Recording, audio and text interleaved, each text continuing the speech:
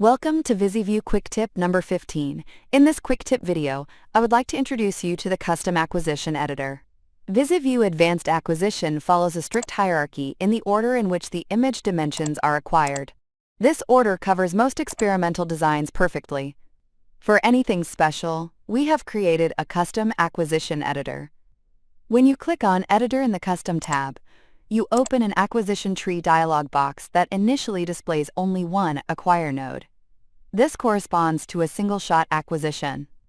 If you click Standard, you can load the experiment settings that were set in the 4 acquisition tabs before you activated Custom Series.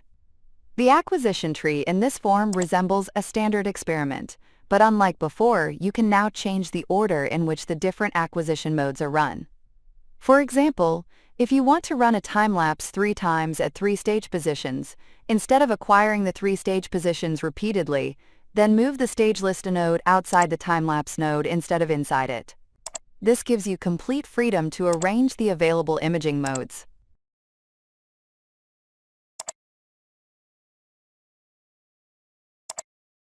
We have put all the imaging modes into individual nodes and invented 3 additional nodes with special functions. One is the loop node, which repeats everything certain times and sorts the image data with a new user-defined dimension.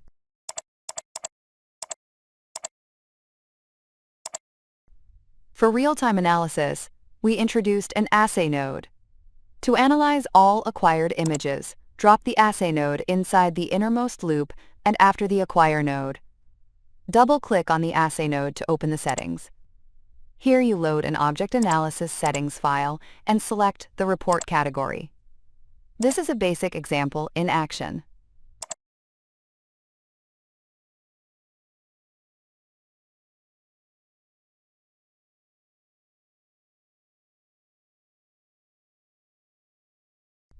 The third is the macro node. It can be used to run a macro during the experiment, performing any additional tasks that are not already covered by nodes. You can even modify nodes on runtime. When you double-click on the node, you have several options. You can load a saved macro file or create an intrinsic macro that can and must be saved with the custom acquisition tree. You can run the macro synchronously or asynchronously, interrupting the acquisition or not. If the macro is in a loop, you can choose to run the macro either at every index of the loop, or for example every second time using a modulo, or at specific indexes. By clicking on Edit, you can create or edit the macro.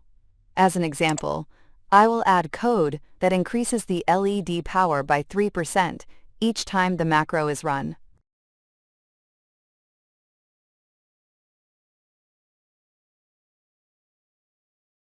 When we run the sequence, the LED power will increase by 3% on the 1st, 3rd, 5th frame, and so on as I set the modulo to 2.